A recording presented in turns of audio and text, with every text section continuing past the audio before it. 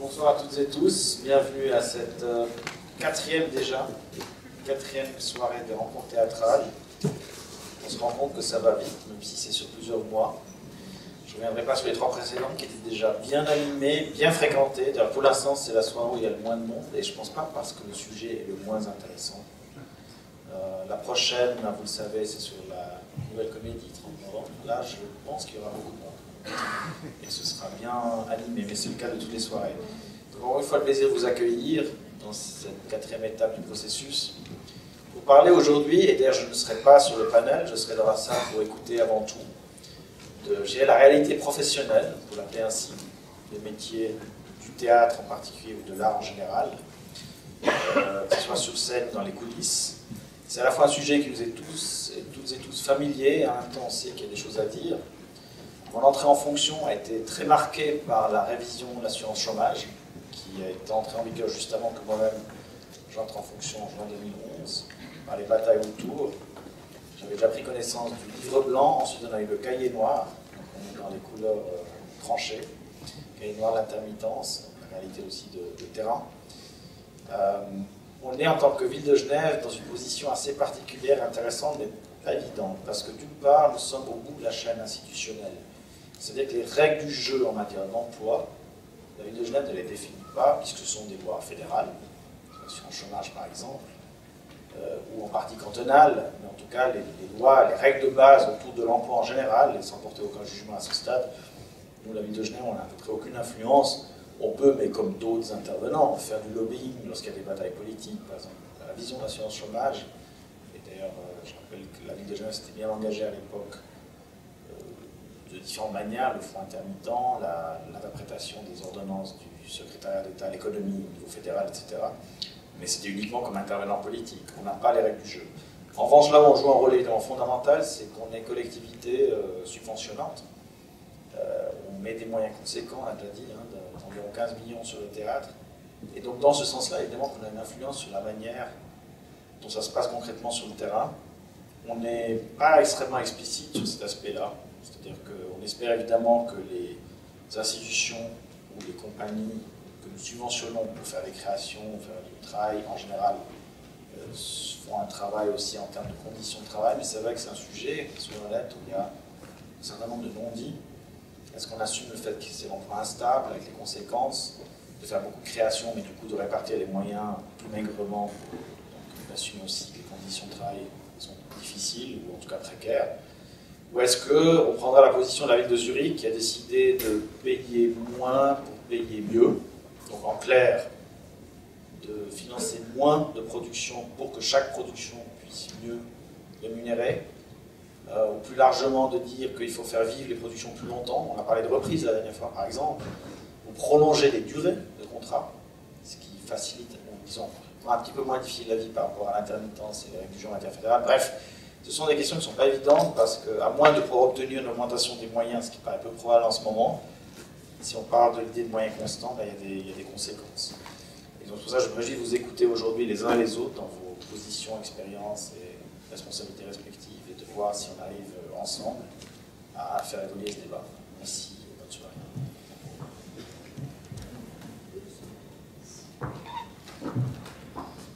Bonsoir à tous. J'aimerais déjà remercier le Théâtre du Nou, toute son équipe, ainsi que l'équipe qui est en train de répéter un spectacle, qui a libéré le plateau pour qu'on puisse s'installer.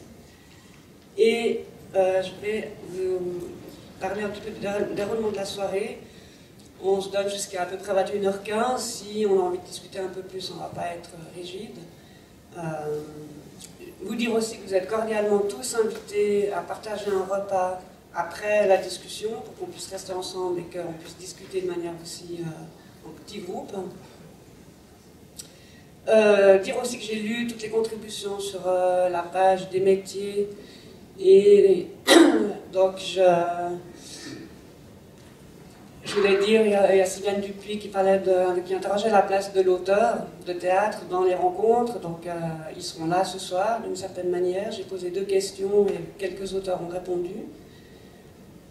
D'autre part, il y a une personne qui s'appelle Aude qui a posté énormément de commentaires et de liens que j'ai tout lu et que j'ai été voir, et je vous donne des références dans la feuille de salle, notamment sur réunir un groupe de travail qui s'appelle la Belle Ouvrage et qui est un espace de réflexion sur la relation au travail et à la culture.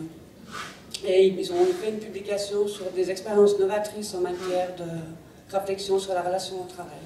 Donc je voulais relever ce point-là. Sur le déroulement de la soirée, l'idée c'est qu'on démarre très vite dans la discussion avec tout le monde et qu'il faut aborder peut-être les choses de manière extrêmement concrète, de décrire les réalités, difficultés, problématiques. Toutes les questions qui sont sur la feuille de salle, à savoir les pratiques, les problématiques actuelles, est-ce qu'il faut soutenir le théâtre dans sa diversité, avec la diversité des métiers, ou est-ce que ça a changé? Toutes ces questions-là, on va les aborder de manière, on va dans toute la soirée avec plusieurs thématiques. Alors, tout au début, j'aimerais introduire cette soirée avec quelques tout petits éléments documentaires. Le premier, j'ai choisi 2 extraits de la conférence de Pierre-Michel Meguiar quand il est venu au Forum du RAC en 2008. C'est très court, on peut consulter l'entier de ces conférences sur le site du RAC. Et j'ai choisi 2 points qui me paraissent absolument essentiels. C'est vraiment extrêmement court. Après, on va plonger en 1968 avec 2 très très courts extraits d'un film, Découverte du théâtre, qui a été réalisé par Krasimira Rad, avec la journaliste Marlène Bellilos, qui était une émission chant libre de la télévision suisse romande qui a été diffusée en 1968. Et je vous conseille vraiment de regarder ce film qui est consultable sur le site de la télévision sur les archives, parce que toutes les problématiques des rencontres théâtrales y sont, et je trouve ça assez drôle et assez touchant.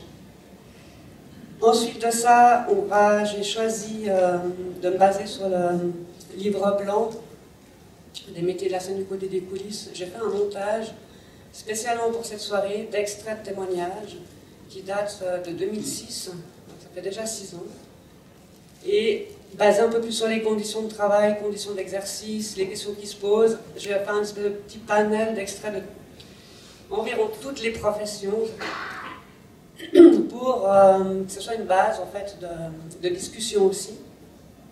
Donc là, il y a Martine Pachou, Elida Narzoni et Nathalie Boulin qui vont lire ce montage des extraits. Et ensuite de ça, on va démarrer la discussion avec Martine Pachou, avec Gilles Lambert, Barbara Django, José Lillo. Et tout de suite, on va avec vous tous aussi. Alors voilà, on peut commencer avec le premier extrait. Simplement, le point essentiel et qui est très très frappant.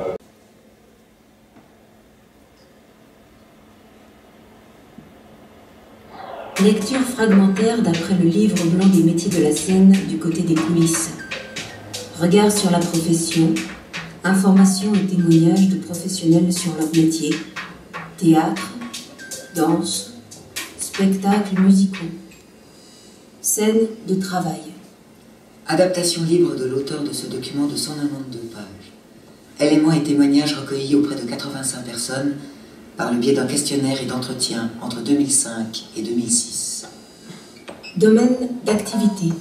Costume, scénographie, éclairage, musique, son, technique son, lumière, plateau, construction, réalisation décor, peinture, sculpture, etc. maquillage, coiffure, masque, administration, photo de scène.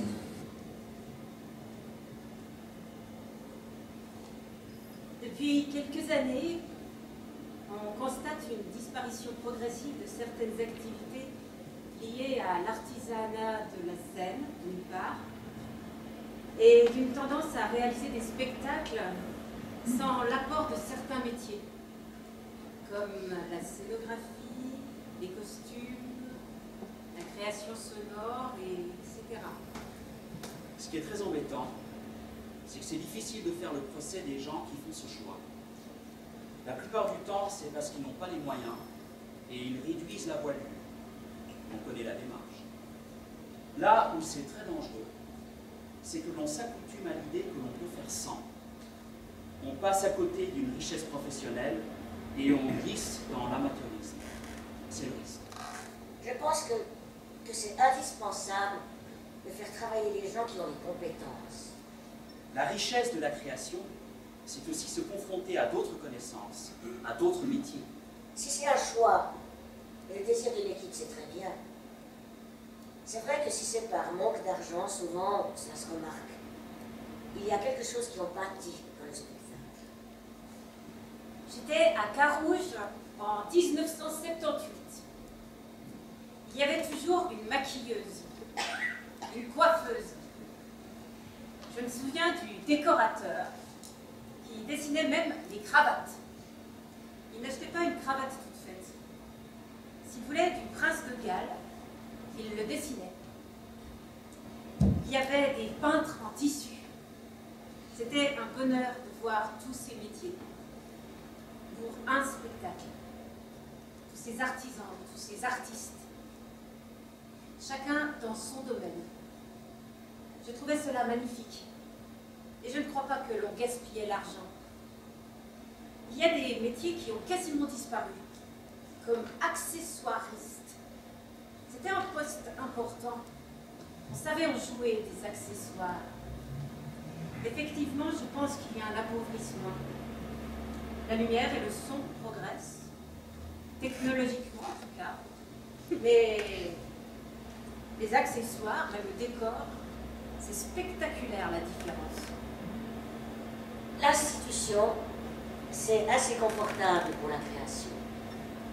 Souvent dans les petites compagnies, on est seul à assumer les choses, à porter plusieurs casquettes. Une marionnette, elle passait dans les mains de 12 personnes, entre le costumier, le peintre qui venait faire le maquillage, les cheveux. Il y avait même des cordonniers pour les chaussures. Et tout le décor. Il y avait une machinerie qui apparaissait, disparaissait. C'était magnifique. Pour faire ce métier, il faut aimer le théâtre. C'est la première chose. C'est aimer lire, aimer les auteurs. Moi, je ne peux pas maquiller quelqu'un si je me fous de la pièce. Je suis maquilleuse perruquière et je fais des effets spéciaux. Je pose et fabrique des prothèses d'après une empreinte de visage. On crée un modelage, on le tire en négatif, et avec des procédés un peu compliqués, on fait des faux nez, des faux mentons, des faux crânes. Le maquillage, c'est créer ce qui me semble être le plus juste, avec tout ce que je peux glaner lors des répétitions. Les lumières, les couleurs des décors, l'ambiance, comment jouent les comédiens, comment le metteur en scène voit les personnages. Quand les budgets sont limités, le maquillage, c'est le premier poste qui est enlevé. Au tout début, j'ai fait une année fixe. Maintenant, on ne suit plus les spectacles. C'est des petites créations. La création des costumes, c'est travailler ensemble sur le texte, sur les intentions. J'aime bien laisser jusqu'à une première répétition quelques incertitudes. Ça restreint le temps de fabrication, mais c'est aussi important de voir comment bougent les comédiens. On peut changer des intentions, on peut changer des détails, le choix de tissu, par exemple. La création des costumes est la partie la plus excitante du travail. Souvent, quand on fait création et réalisation, on ne compte même pas la création dans le prix.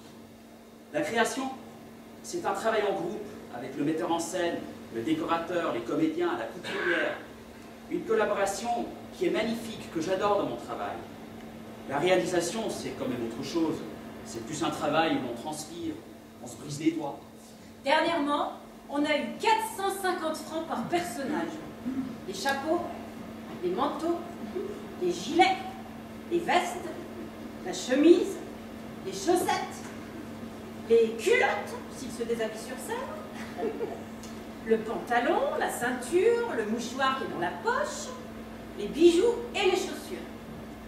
Allez habiller quelqu'un comme ça avec 400 francs en poche et votre salaire compris dedans. On fabrique de moins en moins de costumes. On fait beaucoup de récupération. C'est aussi un travail de recherche, de transformation, de traitement. Il faut trouver le pantalon qui va dans le sens du personnage, qui soit dans le bon tissu, qui rentre bien, qui ait la bonne coupe. On travaille avec beaucoup de corps de métier aussi. Mais c'est des métiers, par exemple, modistes, qui commencent à nous coûter trop cher. Il faut de nouveau revenir à quelque chose que l'on faisait à nos débuts. Nous bricolions les chapeaux. Je dis bien bricoler, parce que ce n'est pas du tout notre métier. C'est un métier à part entière, et qui est en train de disparaître. Par exemple, la femme avec qui l'on travaillait avant est partie, car c'était trop restreint ici. Elle travaille dans le monde entier. Elle a formé une jeune modiste ici, mais c'est impossible de l'engager sur des spectacles où il y a 3 ou 4 chapeaux, c'est trop cher.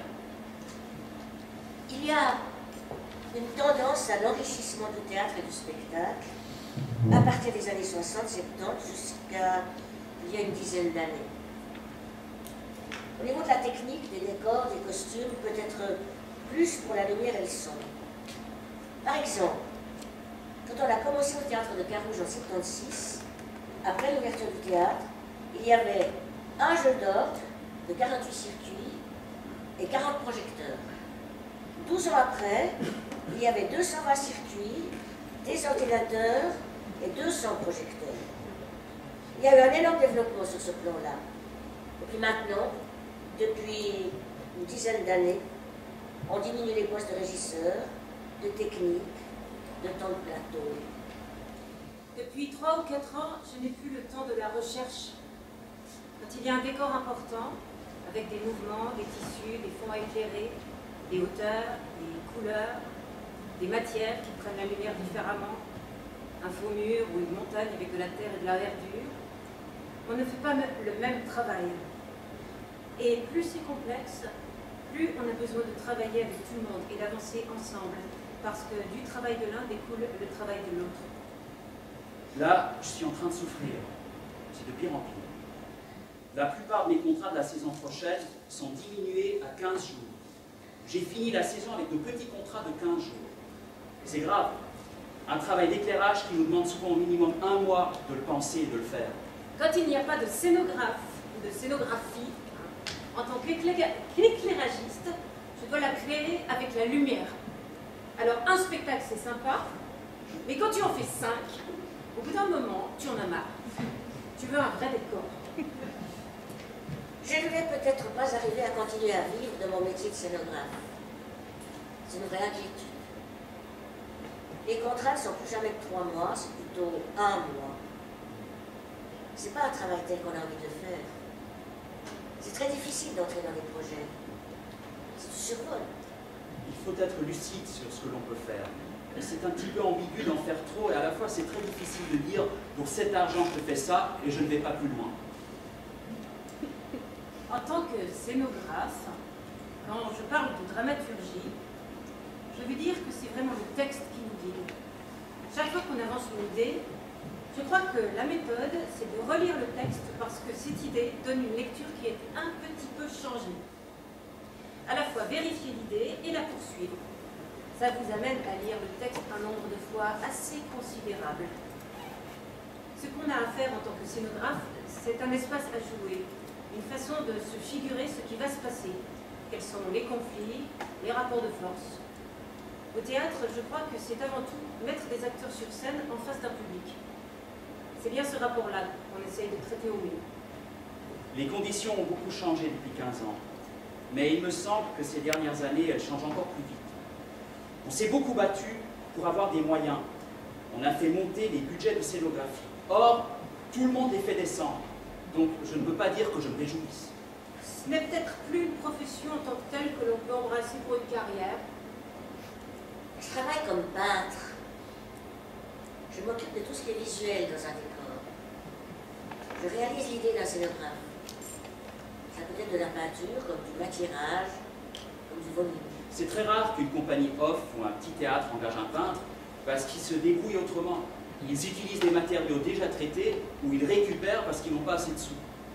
Pour le son, la définition pose déjà problème. Car la plupart du temps, les gens ne savent pas comment nommer cette profession. On dit créateur son, sonorisateur, créateur d'univers sonore.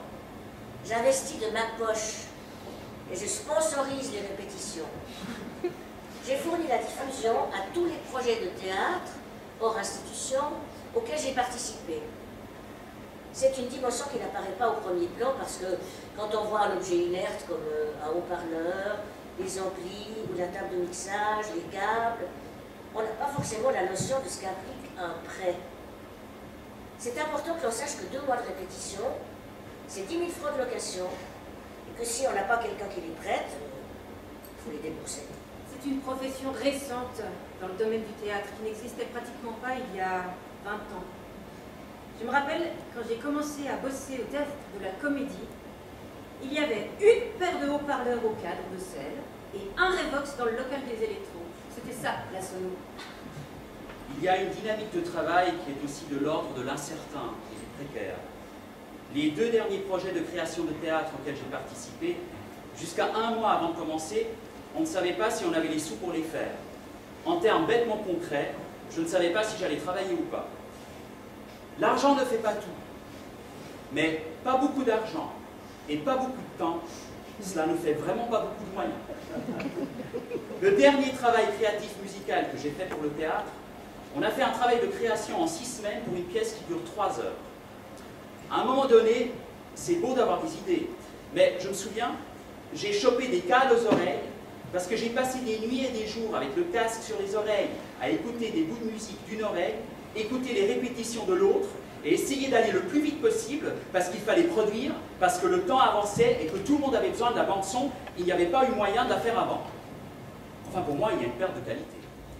Je ne sais pas ce qui va se passer, mais j'ai l'impression qu'il y a une tendance en général à éliminer certaines choses acquises.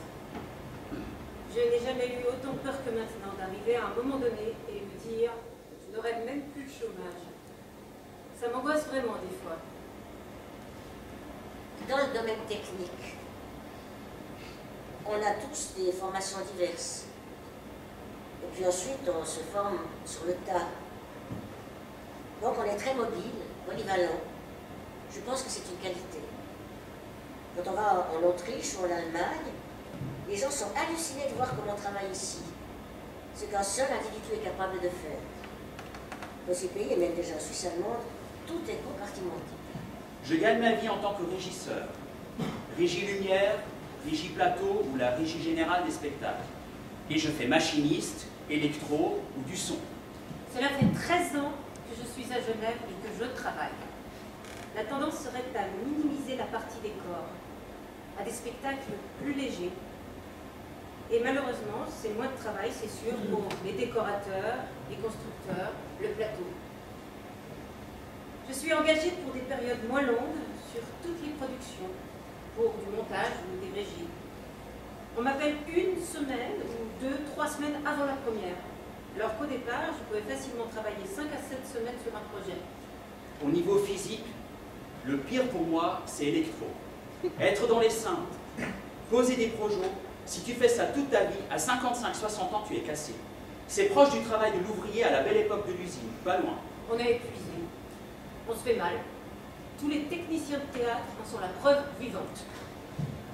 Au bout de 25-30 ans de métier, ils sont cassés. Parce qu'on est tout le temps dans l'urgence. On y était déjà beaucoup avant, et là, on y est de plus en plus. Quant à la profession d'administration de spectacle, il faut être un peu joueur aussi. Surtout sur des grosses productions. Quand on est à 15 jours, au début des répétitions, et que l'on a la moitié du budget, parce qu'on n'a pas encore toutes les réponses des codes de subvention, il faut aimer prendre des risques. Ce qui m'importe aussi, c'est que les créations sur lesquelles je travaille puissent rayonner un minimum. Je ne crois pas qu'au bout de 18 représentations, on est au bout de ce que l'on peut jouer.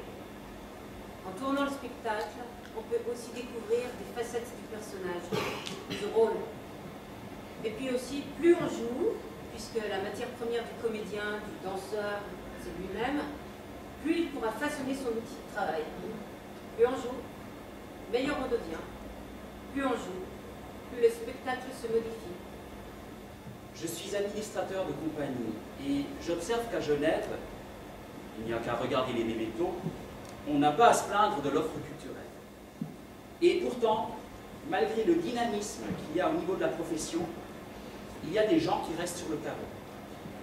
J'ai l'impression qu'il y a plus de gens qui restent sur le carreau qu'avant. C'est peut-être ça qui a changé. Pourquoi ?